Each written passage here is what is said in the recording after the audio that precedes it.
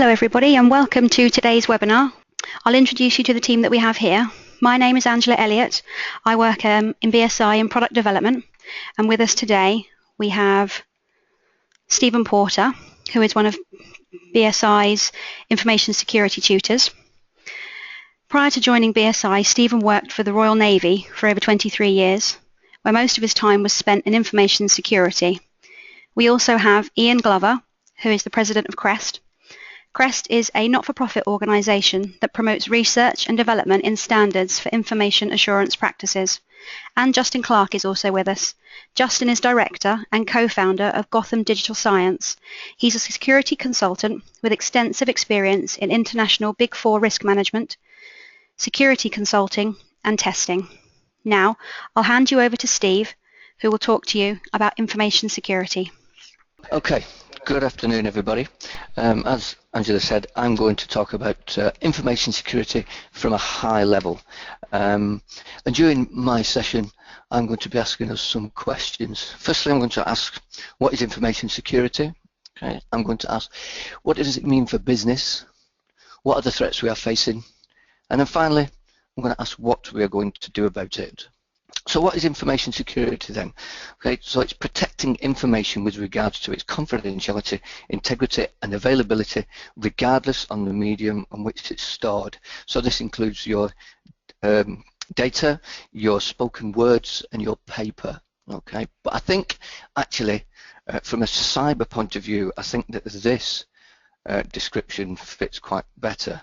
It's a set of business processes that protect information assets regardless of how the information is formatted or whether it is being processed, in transit or being stored. So by that I mean if it's being processed by authorized entities as part of your business as usual day-to-day operations, or in transit sending or receiving information from clients, or if it's being stored, maybe on backup media as part of your business continuity processes or as part of your retention policy. So what does this mean to business then? Well, during a recent poll, 90% of large organizations admitted to suffering some sort of cyber breach in the last 12 months. In addition to this, 74% of smaller businesses also admitted to having a cyber breach. Just to put a little caveat on that from my opinion, when I'm quoting these figures, I tend to always mention it's of the organisations that are aware that they suffered a cyber breach. And when it comes to hackers, I talk about good hackers, the ones that we know about, like Lizard Squad and Anonymous. But then we can talk about the great hackers, the ones that manage to get into your system, do their evil deeds, and then get out sweeping up behind them before anybody realises they've been there or any damage has actually occurred. So what does it cost then? Okay, so the large organisations and their most serious breaches cost between 1.46 million and 3.14 million pounds to rectify. For small organisations, this figure went from 75,000 to 311,000. Okay, and these rectification costs include not just the cost to make the correction, to plug the leak, to regain your security posture, but it's also taking appropriate steps to ensure that this doesn't happen again. Other factors may be reputational damage that's suffered by your organisation. Will the organisation have to reinvest in order to regain market share? So what sort of threats are we facing then? Well, we've got both external threats and internal threats. So these external threats are those entities that can affect our information security from outside of the boundaries of our organisation. Cyber criminals like hackers who want to break into your network for the acclaim or to steal personally identifiable information or even money. There are cyber terrorists who launch politically motivated attacks against networks, maybe to promote a specific cause without realising the damage that they can do to an organisation.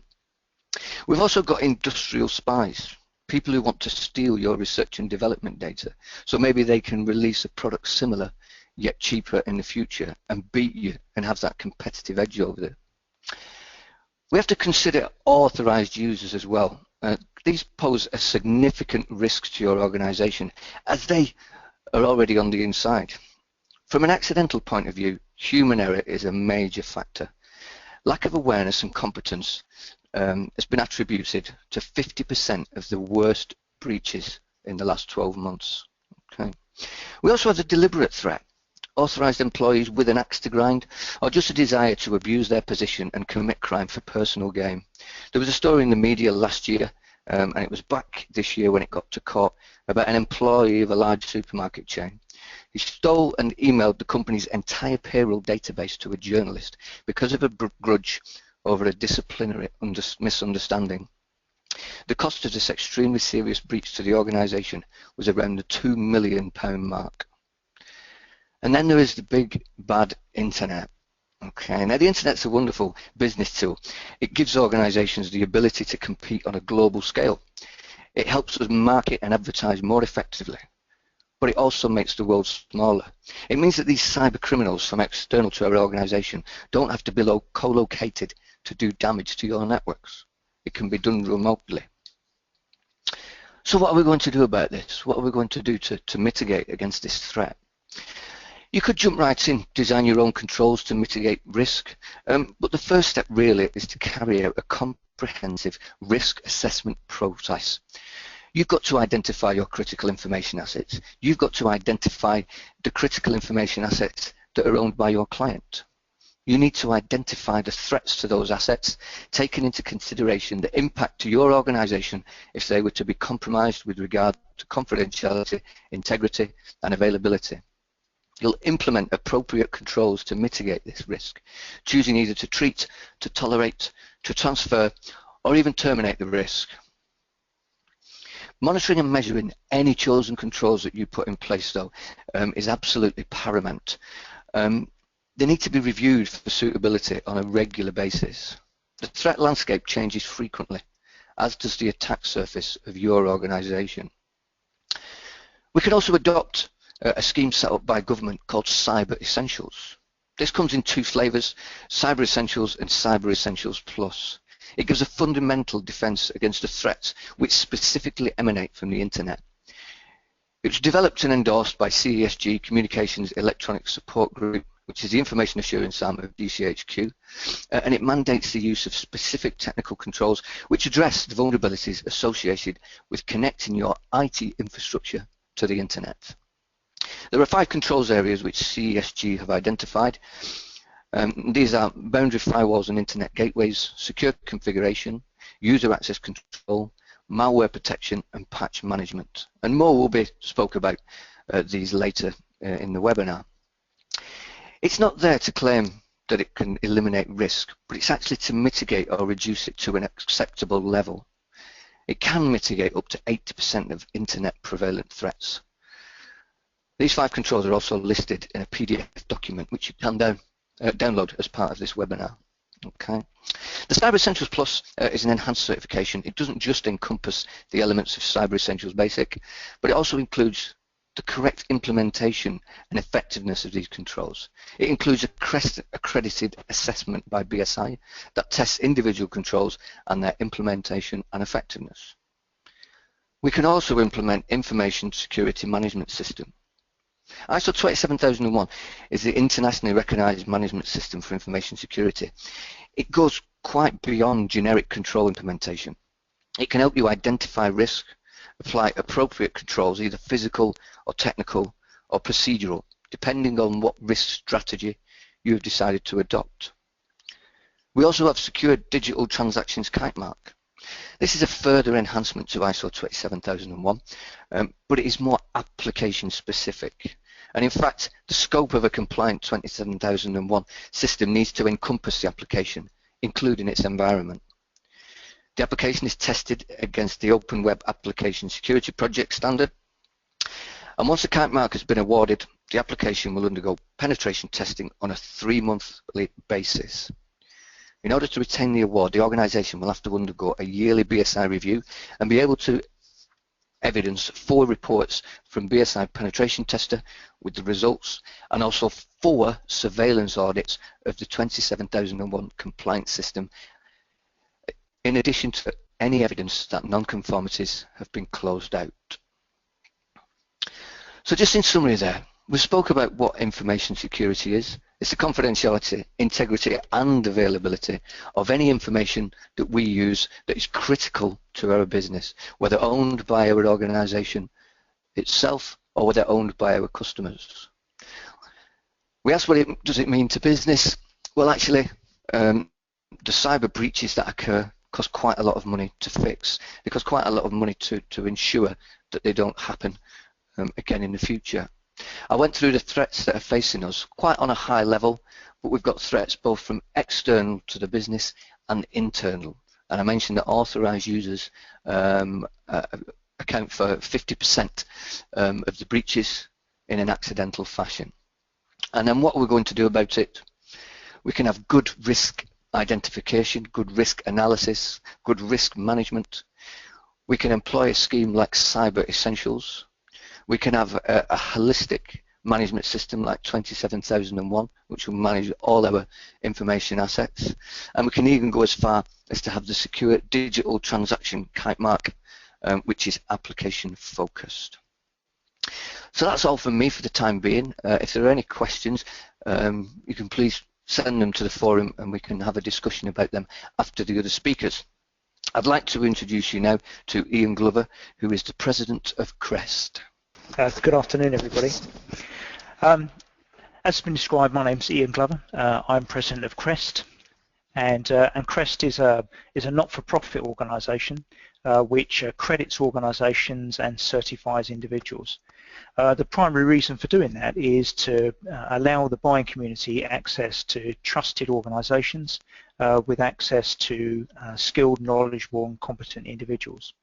In addition, we also look at the knowledge sharing aspects, so there's quite a lot of research activities and common good activities we conduct, and we also look at ways of encouraging the very best youth into the marketplace to ensure that we have a continual run of individuals available to us within the market itself. If you ever have a complaint about a CREST member company in terms of the types of work they do in terms of penetration testing, threat intelligence, cybersecurity, incident response, security architecture, then you approach CREST and we'll investigate it on your behalf. What I've been asked to do is to look at government's aim to improve overall cybersecurity, look at the Cyber Essentials scheme in a little bit more detail than's been covered just now, look at the future of forms of certification, both in terms of company accreditation and also certification of individuals, and just look at some of the activities that we're involved in, both to professionalise the industry and to provide some of the social responsibility aspects that go along with being a professional body in this marketplace. I thought I'd start off by a quick reminder of the UK cybersecurity strategy, which is issued by the UK government. The first objective is to tackle cybercrime and therefore to be one of the safest places to do business in the world. I actually think the UK is extremely good in terms of cybersecurity. We do a lot of work overseas, both with our CREST member companies and also as part of CREST. And certainly the indication, particularly on the technical security side, is that we are doing an extremely good job in this place. And I think that's very much to the support of the UK government, who have helped and worked collaboratively with industry. The second objective is to be more resilient from cyber attacks and better able to protect our interests in cyberspace. And again, those two things I think go hand in hand, and the resilience aspect in terms of looking at critical national infrastructure is a very important aspect that the UK government looks at and again works collaboratively with industry. The third objective is to help shape an open and stable, vibrant cyberspace where the UK can use the technologies available to them in a safe way.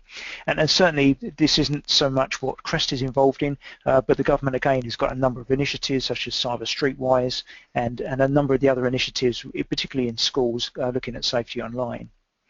In addition to that, they've invested quite significantly in terms of helping us to develop knowledge, skills and capability.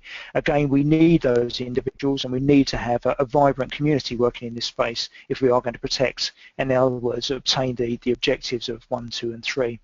And certainly CREST has been extremely involved in a number of those opportunities to try to make sure that we are both encouraging the very best people into the industry and then providing with a career path. In terms of the strategy itself, then what it means in terms of the government's initiatives is that individuals need to know how to protect themselves from crime online. And again, that safety online message is going right the way from schools, right the way through the cyber streetwise type initiatives to ensure that people understand where they should put basic level controls. But the areas that we're particularly interested in right now is that businesses need to be aware of the threats they face and their own vulnerabilities, and therefore to work with business partners and trade associations to understand exactly what the current position is. And that's really where schemes like Cyber Essentials come in. In other words, what the UK government has done is it's identified the primary areas where they see organisations being vulnerable, and they're trying to make suggestions in terms of the minimum areas in terms of cybersecurity that they should have in place. We also need to make sure that the marketplace around professional services is good around the world. I don't think it's appropriate for us to protect our own boundaries and our own borders and leave other people exposed. And therefore, the ability to develop common standards and the ability to roll those out on an international basis, I think is an extremely important thing. There are no boundaries in terms of the people that that are attacking our systems, and therefore the people that need to defend our systems also need to share that information as far as we possibly can, and we need to understand what best practice looks like. One of the other objectives from the UK government is to ensure that the UK is a safe place to do business in cyberspace. This is essential to all forms of exports, and particularly for the City of London.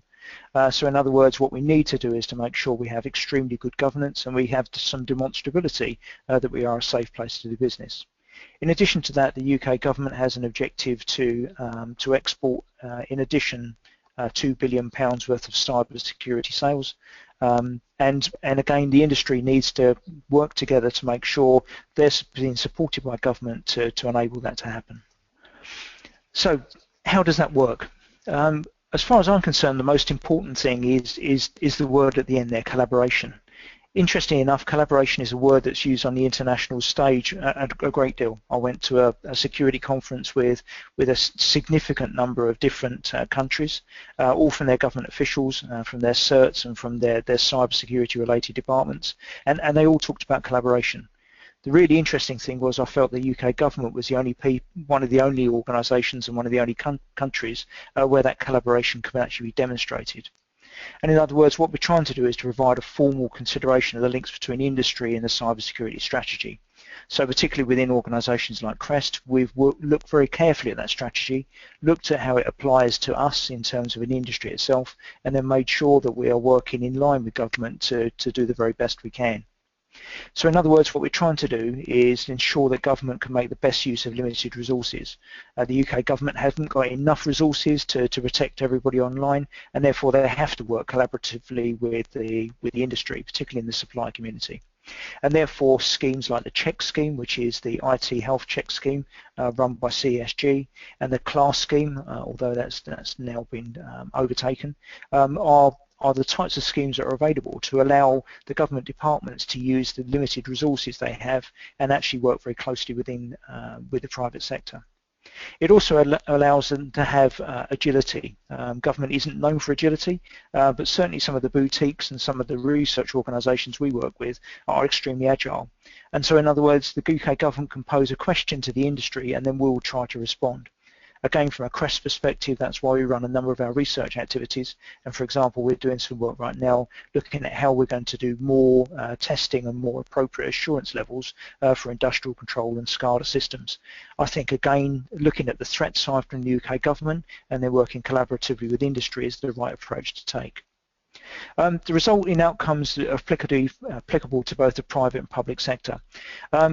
If you look at the private and public sector, we have very similar aims. What we're trying to do is to protect the integrity of the information that's being processed. We're trying to make sure that the confidential information, both personal records and others, are protected to an appropriate level. The IPR that's associated with organisations is also protected, and how that looks in terms of the defence of the nation is a very important aspect from the civil defence departments.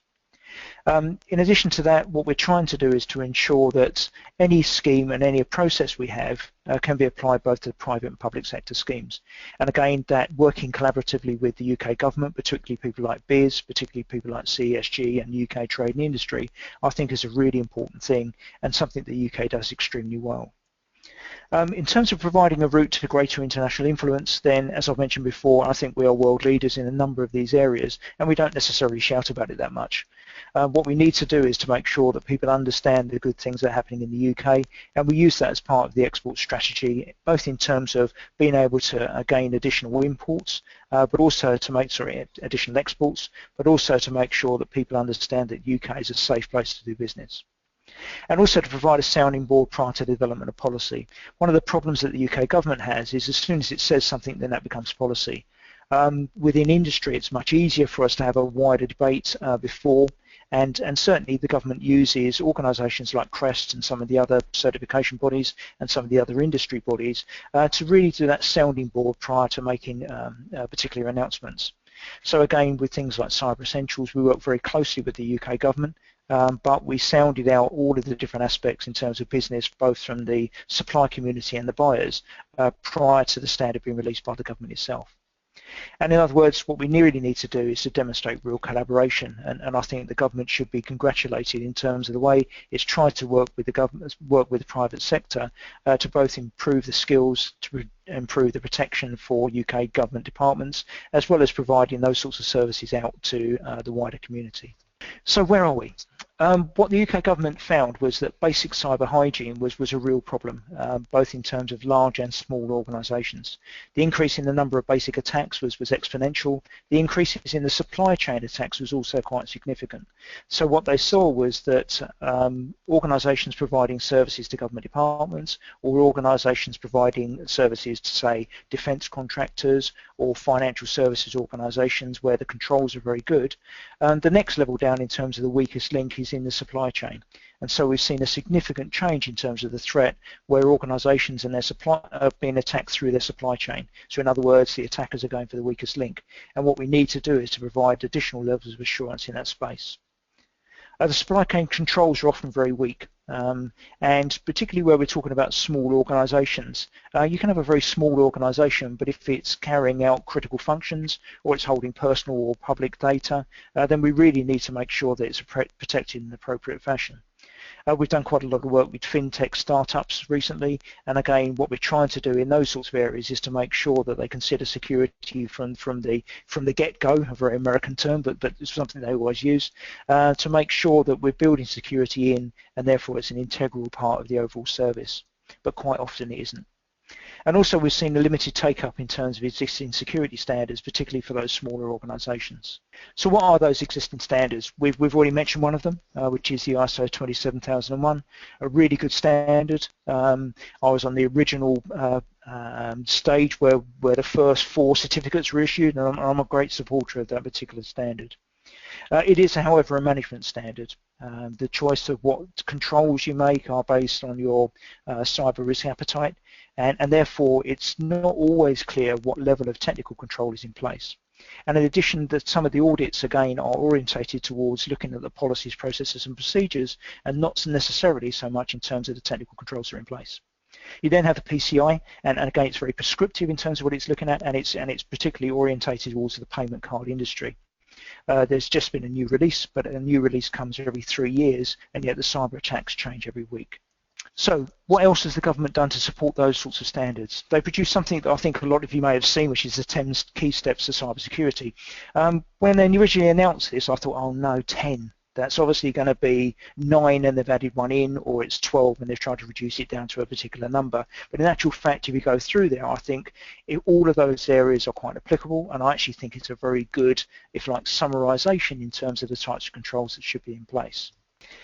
Some of you may not have seen this one, but it hasn't really grabbed the attention as much as the 10 key steps, but these are the common cyber attacks, and I actually really like this particular document. So if you get a chance to read this one in a bit more detail, then I would really suggest you do. And what it's done is it's tried to identify those controls that should be in place for reducing the potential impact or reducing the risk of somebody mounting a successful attack against you. This was released again through CESG and in collaboration with CERT UK. And again, if you look at it, I think that the areas they're talking about in terms of patch monitoring, malware protection, user training, user access control, configuration controls, etc., they're all really sensible things, and they're all things that all organisations, be they large or small, should have in place. So what did we then do? The UK government wanted to have a standard in place which was looking at that basic level of cyber hygiene. So in other words, looking at controls, technical controls that could be implemented to protect against basic attacks. In other words, general corporate governance and looking at that sort of basic level of cyber hygiene. As has been mentioned, there are 5 key areas. There's patch management, boundary and firewall and internet gateways, access control, malware protection and systems configuration. And to a lesser extent, we also look at web applications. And again, I think if we're looking to extend the scheme, then I would suggest that's the particular area we should be considering. There are 2 levels to this. The original level that was developed was in actual fact Cyber Essentials Plus. The Cyber Essentials Plus was developed in collaboration with around about 25 organisations, including a number of CREST member companies, PCI providers, vulnerability assessment providers, people from the buying community and also government. And what we did was we tried to come up with some metrics that we could use to measure those basic technical controls that should be in place. Again, to support things like 27001, but be a bit more specific in terms of the minimum standards that should be in place. The UK government then said that they wanted an easier version for very small organisations, which is where Cyber Essentials came in.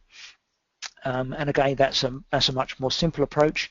And under the CREST implementation, there are a number of questionnaires you have to complete. You have to have some demonstrability, and then somebody assesses those responses against a basic external vulnerability scan. Again, a very cheap way of doing things, but it validates that you've got the firewall, malware protection, etc. in place.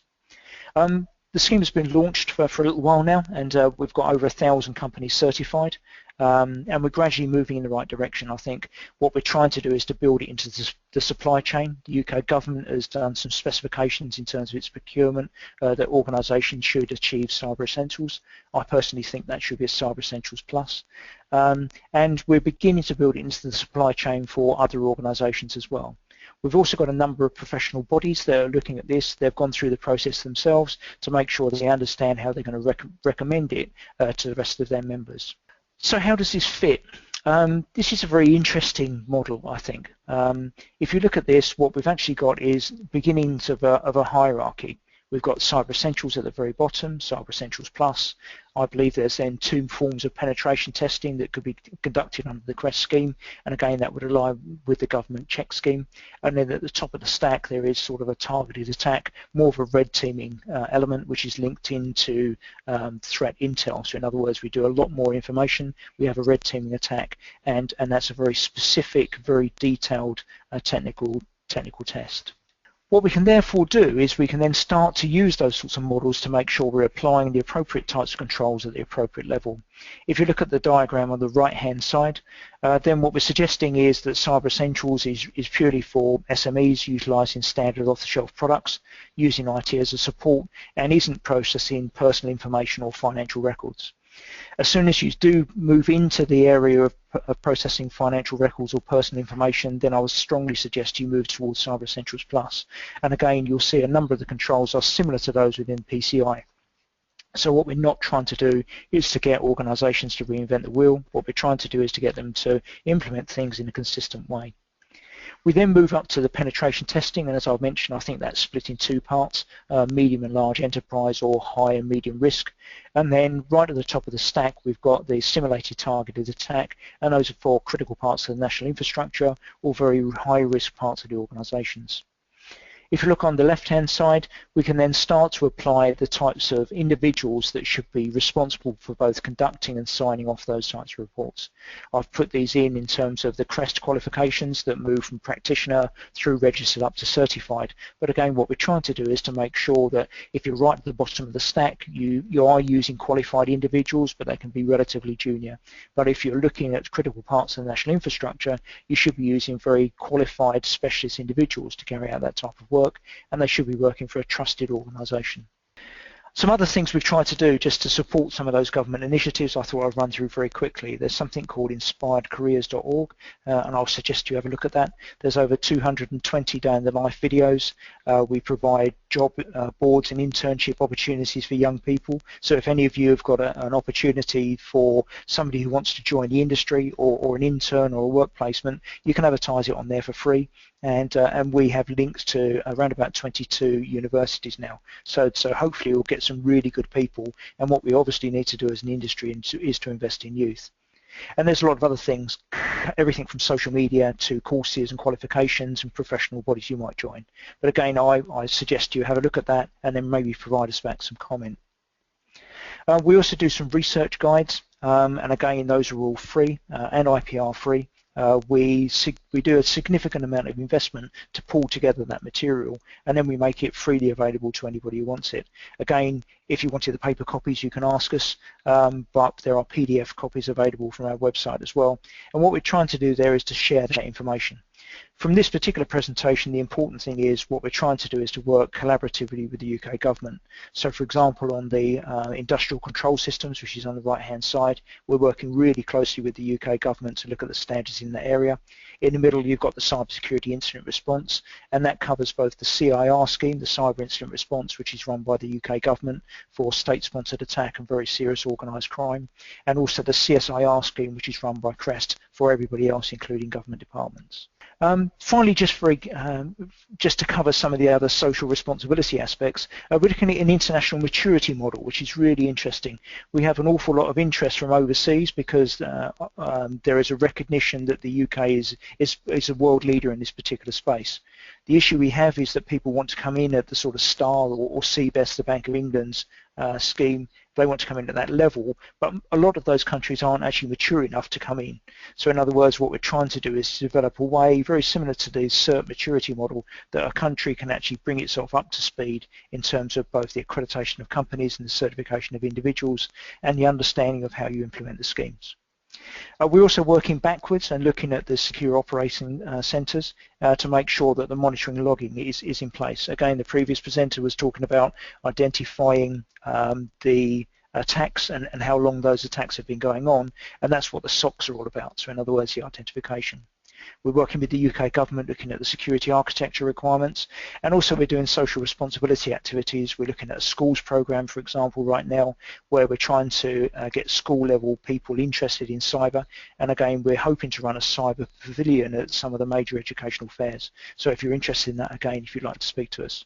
And then we're working with the National Crime Agency looking at intervention points to stop young people going into cyber crime.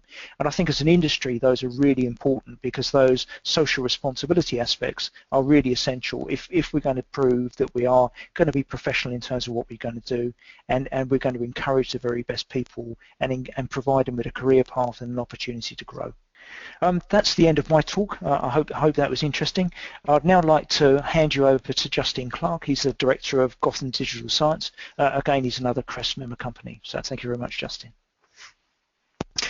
Thanks, Ian. Much appreciated.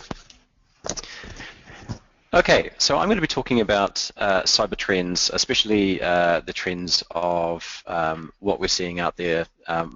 We've talked about the cyber essentials scheme. We've talked about the various other things you might have in place, but especially aligned to the cyber essentials scheme, what are the kinds of things? What are the trends in attacks that we are seeing out there now? And I'm going to be sourcing a lot of this off a report which was issued, I think it was probably April or May this year. It's the Verizon Data Breach Incident report, and this is a very interesting report in the fact I think it's a number of about 50 odd different companies globally across the industry sharing kind of the details of the metrics of actual incidents that they've investigated. And each of these ones we have metadata about what the industries are, what the attackers were, and all that kind of stuff like that. So the first one is, who are we being attacked by currently? So you can see the overwhelming majority of attacks that people, these are successful attacks by the way, so these are ones which actually were picked up. So that was one of the notes, this doesn't include things that we don't know happened. So most of these were coming from external attackers, but there is always a significant number of internal attackers. And you can see right at the top of that, we have that little thin red line, which is slowly getting bigger, which is where our partners are attacking us. So this is one of the things that we're looking at with things such as Cyber Essentials, is looking at protecting yourself against the majority of the attacks you're seeing. So externally focused in this particular case makes a lot of sense. If we look at the kinds of things that the attackers are taking, the actions they're taking, the things that they're ultimately trying to get, or the things that they're stealing when they actually break into an organization, you can see there's a number of different things that are included here. So I think it's about 40% of them is stealing credentials. So the kinds of things you might be interested in here are exactly the same kinds of things that you may be targeted as an individual. You might be targeted for usernames and passwords of banking. It might be credentials for other things that you have access to as a business. There has been quite a few targeted attacks ongoing over time, especially against small business, to steal money. Why? Because businesses generally have more money in their bank accounts than individuals do. So that's always going to be interesting. RAM scrapers is something which is more particular to payment attacks. So in these particular cases, these are attacks against POS terminals. So if you're in a retail situation, these are the kinds of things which, if you can exploit the particular type of payment systems that you're using, can potentially scrape the details of the cards as they're actually being transited through the system that you have. Equally, spyware and keyloggers, capturing information that you're actually putting into your keyboard, and also phishing is kind of broadly encompasses everything else. So you can see there's broadly, some things increasing, some things decreasing. I think to some extent, some of these numbers might be thrown off a little bit by the fact that the data set is increasing over time. But this does give you a good indication, kind of, over time, that all of these types of attacks are things which are continuing to happen, but also they are, there's a change in kind of what happens to be popular, what cyber criminals are after, and what kinds of attacks seem to be the most prevalent at any time. And these are not specific to any particular sector. So what we have here is this is the data breach 2015 numbers, which are mapped against industries. Now we definitely do have a few outliers there. So the big yellow line there towards the right-hand side is public sector. But we also have some relatively, logical ones. Financial services is the taller of the two blue lines. But we also have the accommodation sector. So we have, hotels, for example. And equally, retail is the lower of it's kind of the red line off to the side, but also manufacturing. So manufacturing has seen a lot of data breaches recently as well. So, but if you have a look across this, there's no there's not many large industries which don't see some form of attack. So just because you're not in the financial services industry, for example, doesn't mean that you're not actually being actively targeted. Talking about the kinds of things which are very, very common, and this maps directly against Cyber Essentials in particular. Phishing is still one of the most common ways of getting into an organization. And this can be relatively intelligent, or it can be relatively scattergun in the way of that. And the reason that this works at all is because a lot of people open these things. So some recent stats say that 23% of people, can open phishing emails. So that's just opening the email, not just deleting it before you even read it. And up to 11% of people actually open any attachments which are on those things as well. And certainly commercial experience in my part with us conducting phishing testing, social engineering kinds of stuff, is no matter how much you train your staff, somebody always opens the thing. And it can be because the attackers have been clever. They've very much sent something which looks convincing in. Or it can be just the fact that, perhaps the person opened it by accident, or perhaps they just habitually do open things. Whatever the case is, phishing is a very common intrusion vector. And the other very common intrusion vector is patching, or more accurately, lack thereof. So when we were looking at the Verizon DBIR numbers, 99.9% of the exploited vulnerabilities were more than a year old. So these were not recently released patches in the greater majority of cases.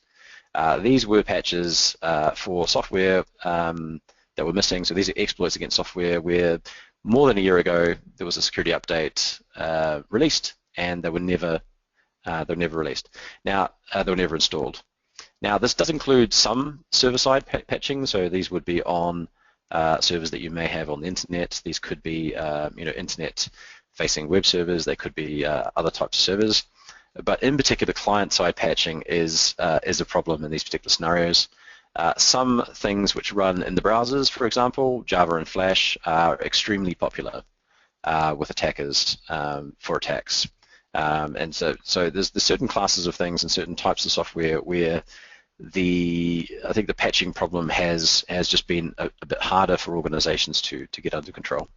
And I'm going to look into phishing in a little bit more detail. So this is probably the most common scenario that we get, the more prevalent of these. So these are, if you look through your spam or your trash folder of your email, you will find these in there if you have an email address of any particular age. And they will be passing off as anything. It can be, is your Facebook account locked out? Is various banks that you don't bank with, are your bank accounts for that locked out? They can be anything, and often they are relatively simple in the grand scheme of things. This particular example we have here is purely and simply a phishing scheme designed to get your Facebook logins. Ultimately, what the attackers are wanting to do with this, who knows? Perhaps they have something where they're selling, Facebook likes or something or other. So there's probably is some form of commercial gain there. But in this particular case, you can see they've made some attempts to pass off the URL so if you look at it from a cursory point of view, it has the word Facebook in there, but it's clearly not a Facebook one if you're looking with a little bit more rigor. But other than that, it looks very much like the Facebook sign. So if you weren't really looking for it, you could quite happily just plug in your username and password. So this is probably the most common prevalent type of attack you get. They can be against anything and everything. In this particular case is a credentials-focused one in this particular case. Equally, we also have this kind of thing, which is spear phishing. So spear phishing in this particular case is targeted against individuals usually, or it might be targeted against classes of individuals, and they've used a bit more intelligence to effectively lure the user into clicking something. So this particular example is, accidentally the HR department has sent you a whole bunch of salary information about, presumably other people in the organization. So there is all manner of things that you'll see at the moment. Talking to some SOC contacts of ours, the two most popular things which are currently ongoing right at this moment are sending in fake Spanish parking tickets. So likely as not, if you go through your trash or your spam folder at the moment, there will be, regardless of whether you've actually been to Spain recently or not, fake Spanish parking tickets in there for you. But there'll be all manner of other things there as well, and these are purely and simply trying to find that kind of specific people who this resonates with. And in these particular cases, these can blur into pretending to be spam that you're used to as well. So, these could be anything. Gym offers, they could be, any kind of stuff where it's luring you into, in this particular case, opening an attachment. So, as mentioned before, I think, you could expect, 23% of people to open these phishing emails, and potentially about 10%, 11% to actually open the attachments as well. So that's where the protections become a lot more important. And I talked about patching. So over the years, how you secure your servers, your estates, your enterprise, there has been a lot of improvement in that, but especially when we're talking about things like Cyber Essentials, especially when we're talking about the way that modern attackers attack an organization. And it doesn't matter how big the organization is. It could be a very small organization or it could be a very large organization. The most common way that people break in these days is via something like phishing or by exploiting vulnerabilities in browsers. So going in via desktops is actually the most common way that you'll be broken into at this point. And more often than not, in fact, way more often than not, it is not the operating system that's the problem. It is third-party software that you have on those desktops. I've singled out a few there, Flash, Java, and Adobe Reader. Adobe Reader is less of a problem these days if you are running a modern version, but Adobe Flash and also Oracle Java, it really does not seem to be, about every month to 2 months there is a critical vulnerability with these things. So you are continually patching them if you have these things on your desktops. Equally, we also have some very vulnerable functionality which has in effect become unpopular with attackers and then has become more popular again around things like Office macros. So Office macros are extremely powerful. They are very, very powerful functionality. They are powerful enough for attackers to use these to break into your organization. So these are some things that you need to be very careful about if you're allowing these things in from the internet. And equally, servers from most of us these days probably have the operating system patches under control, but equally third-party software is a continual nightmare on the security side of things. So keeping that stuff up to date is often, especially if you have a large estate, it can be quite an inventory problem, let alone figuring out how to patch them.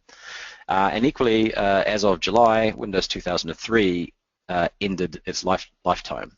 So, for example, if you have Windows 2003 systems which are live, especially if they're on the internet, there will be no more security patches for that unless you have got a special relationship with Microsoft. So if you are not already in the midst of or already moved from Windows 2003, those things are going to be continual big risk. Especially if it is anything which is internet facing, because if there's anything new there, you're not going to know about it for the most part, and potentially there's going to be no way to actually fix it as well. So certainly something to be aware of and be cautious of there as well. So tying this all together, we talked about Cyber Essentials. We talked about a lot to do with the risk management side of things. We talked a lot about the information security kind of management stuff. So Cyber Essentials, I've just talked about some of the reasons why, even though the things that it's looking for are rather basic, even though they are very much kind of fundamental things you should have in place, it's also counter to how a lot of organizations have necessarily looked at in the past. So it has been quite traditional in the past to do a penetration test of your organization. So maybe you've done a scan externally. There is certainly some crossover with Cyber Essentials scheme as it's implemented by CREST with the fact there's a vulnerability scan. But what we don't often look at is we don't look around the implementation of or the effectiveness of those controls which are protecting stuff coming into the organization. And that's, I think, where we get the real power of what we can do. And the first three of these defensive thoughts are very much aligned with Cyber Essentials. So email and web gateway scanning. So looking at stuff which is coming into your organization either through browsers or via email, especially where these things have known malware in them. So we have the capability technologically. There's a lot of tool sets which are available for this, which give us the power to inspect all of the email which comes into our organization and all of the stuff which is downloaded or is attempted to be accessed by our web browsers. And since these are the two most likely ways that something bad is going to get into our organization, we have to make sure that these things are effective. Not only are they effective in the fact that they are seeing everything, but they are configured correctly, they are kept up to date, they have the latest signatures or whatever it is, and they are as effective as possible on keeping out, as much of the stuff as you possibly can. Equally, patching desktops. So it is quite hard if you have a lot of legacy software developed in Java, for example. It is quite hard to keep Java updated. And there's a lot of organizations that I'm aware of who are running versions of Java which are 2 to 3 years out of date. And those organizations are vulnerable. Equally, those organizations would never pass Cyber Essentials Plus because it's one of the things which is certainly is looked for as part of the technical recommendations and the testing side of things, because it is a major vector into your organization. So if the patching over the software which is potentially touching things which come from the internet, so your email software, but especially software which is related to your browsers, so the browsers themselves, any plugins which are within the browsers, those really need to be up to date as possible as an additional layer of security, because we can't rely on the fact that our web gateway is going to catch everything. So we need to be as up to date as possible on our desktops. Another thing which has certainly turned out to be quite interesting from being a Cyber Essentials certification company is there's a lot of organizations out there who don't necessarily look at their internet perimeter. And especially, perhaps you do penetration testing, but you don't do penetration testing of your entire perimeter. Having a solution, and there's ones which range from free through to commercial solutions which will run you to quite expensive numbers, which will give you the ability to basically scan your perimeter from the internet and just tell you if there's any vulnerabilities there. And since your internet perimeter is the same thing that the attackers can see, it's a good basic step to have a good view of what is out there, and especially if you happen to find that you have any outdated or unsupported operating systems out there, so that you can prioritize getting those things replaced. And the last one is absolutely nothing to do with the defense, but if we roll all the way back to the first speakers, was talking about how much it costs to respond to or recover from an incident. It certainly seems to be quite popular with the insurance industry at the moment. I'm not sure whether that's a hugely good thing or not, but cyber insurance is something which does exist, and its main purpose is to basically cover the cost of responding to. So that could include getting in a professional incident response organization to actually investigate, but also the costs of recovery, potentially the costs of business interruption and all that kind of stuff like that as well. So especially if you do not have a mature or high capacity kind of internal incident response capability, or perhaps you don't have an existing relationship with an incident response company, it may be something that you want to investigate. It certainly is a risk where there are, similar to other risks that you may have in your business, there is insurance options available. So it's certainly something which is worth looking at. And at that point, that's me, and I will hand back to Angela. Thank you very much, Justin. So before we move on to our question and answer session, where we respond to some of the questions we've received from you, I just want to run a final poll to get your thoughts on the Cyber Essentials scheme and if you think it can benefit your organisation. So poll should be on your screen now if you can vote now. Okay, I think that's probably most of you voted now. So 80% of you think it can benefit your organisation, which is really interesting, and I think it leads on nicely to one of the questions that we've received from one of you, which says, what's the value to my business of implementing Cyber Essentials? Is it worth it, and will it protect me from cyber attacks? Steve, do you think you could answer that for us? I think, I get asked this a lot when I'm running courses, and the question is about demonstrating return on investment to top management, who actually are the ones that are going to be funding all these. And I know that it can be a challenge to demonstrate it. With regard to, Cyber Essentials, I think the companies which have already implemented Cyber Essentials and have got the badge are enjoying increased competitive edge, increased awareness amongst their staff, and obviously I've got that ability now to bid for government contracts.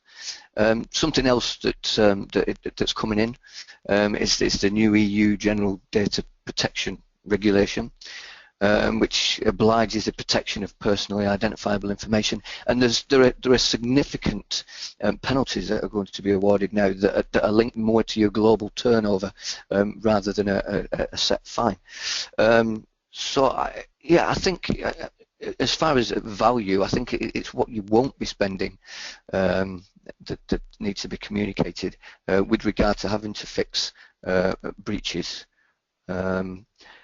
But I think a competitive edge is definitely one for value of the organisation. Okay, thank you. Another question we've received is, what does the Cyber Essentials penetration testing actually cover? Justin, could you answer that for us? Well, I think if you look at the Cyber Essentials scheme itself, so as mentioned, we've got the Cyber Essentials and then we've got the Cyber Essentials Plus. There's two different levels of things we're looking at. The Cyber Essentials, the very basic one, you have your questionnaire, but you also have a vulnerability scan. That vulnerability scan is going to be very similar to the scope of what you would look at if you're having PCI ASV scans. So basic cyber hygiene wise, it's looking at what you have available to the internet, and it's looking to see whether there's any major trivial things across your entire internet facing structure. If you look at the plus side of things, you're then extending that to doing concrete testing of the controls around your desktops. So concrete testing being you're doing what amounts to an automated build review to make sure that those things are up to date, running the latest software, and basically you're not vulnerable to any known issues. But also looking at and testing your email and web gateway controls to make sure that they actually do stop malware. So part of the testing one is actually sending in or trying to download sample malware. So these are live tests to make sure that your controls actually operate. And it's quite different to what we normally think of as penetration testing, where you basically have a scope of something, you test it, and then you report by exception as to what's there. So, I don't necessarily think that you definitely want to do Cyber Essentials as well as, and probably Cyber Essentials Plus, even if you are already doing penetration testing. Okay, thank you. Another question, is Cyber Essentials a complementer or an alternative to ISO 27001? Or I've already got ISO 27001, so do I need Cyber Essentials as well? Ian, could you answer that for us? So from my perspective, I think it's a complementer. So if you look at 27001 as being a management standard, then we're looking to make sure there are appropriate measures in place to ensure you've got the ability to report security-related activity to senior management. That's a really good thing. We also make sure there's appropriate policies, processes and procedures in place to manage that overall process of cyber security. As I mentioned before, you do, however, have a choice in terms of your risk appetite to choose the types of controls you have in place. With Cyber Essentials, it's a mandatory requirement. So in other words, if you don't do patching, you won't get the standard, and therefore you won't get the kite mark and the certificate itself. We talked about some of the benefits earlier. From my perspective, we had quite a lot of pushback from the technical penetration testing industry about the introduction of Cyber Essentials, because the perception was it was going to dumb down the marketplace and make it very simple for people. In actual fact, a lot of those quite detailed penetration testing people have come back to us and said, no, it's actually quite a positive, because what it's done is it's provided the ability to go back into an organisation and say, if you don't do patching, you can't even get the minimum standard in terms of basic cyber hygiene, and therefore we really need to do something about it. And it's allowed them to move from those hygiene areas into much more interesting testing environments. So from my perspective, I'm really pleased that organisations like BSI are running this particular conference. What we want them to do is to introduce Cyber Essentials into the 27001. 27001 migrates and moves very slowly, and I think the fact that Cyber Essentials isn't an ISO standard will allow us to change things quite dramatically and quite quickly. There's recently, for example, been some advice coming out from CSG about the types of controls you should put in place around your password management. We can introduce that into Cyber Essentials immediately, It's a very easy thing to do, and we can keep things much more up to date. So again, absolutely complementary. If you've got 27001, you should be doing both. Great, thank you. And another question. Does the Cyber Essentials scheme have any place in environments which already undergo an RMADS accreditation, including annual IT health checks from CESG-approved check testers? So for those people that don't know what some of that terminology is about, the check scheme is the government-approved scheme for doing penetration testing within UK government departments. There has been some changes to the check scheme recently because of the changes to the protective marking scheme. In addition to that, then there's been an accreditation process. So before a system can go live or on a regular basis or when it's going to be updated, there is an accreditation process which looks at some of the technical controls that surround it. My personal view is that absolutely the RMADS process should remain in some form or another. RMADS is being updated, but the actual process of going through the accreditation should remain. For the vast majority of government departments, they're going to need more than basic cyber hygiene, and somebody needs to accept the level of risk, and therefore the accreditor needs to go in there and actually sign that off. From my perspective, Cyber Essentials Plus, I think that's going to be everywhere in terms of the supply chain for UK government. I can't think of a supplier to government that doesn't either process financial or data transactions related to individuals. And so Cyber Essentials Plus, I think, is again the minimum standard. So what I'm hoping is going to happen is the accreditors are going to use that as a basic entry level in terms of looking at the technical controls. But then again, they need to then still carry out the more detailed penetration testing, and they need to do the interpretation of the results of that penetration test against the risk profile of the organisation. So again, complementary. I think there are minimum standards that everybody needs to adhere to, but we really mustn't throw the baby out with the bathwater, and we really need to maintain the excellent process we've already got in place of doing formal accreditations for government systems and those systems that support government departments. Stephen, one for you. What are the certification cost considerations for Cyber Essentials, and how regularly should clients recertify? Well, if I can start with the recertification, the recertification process is annual. Okay, so you're going to undergo a certification process annually.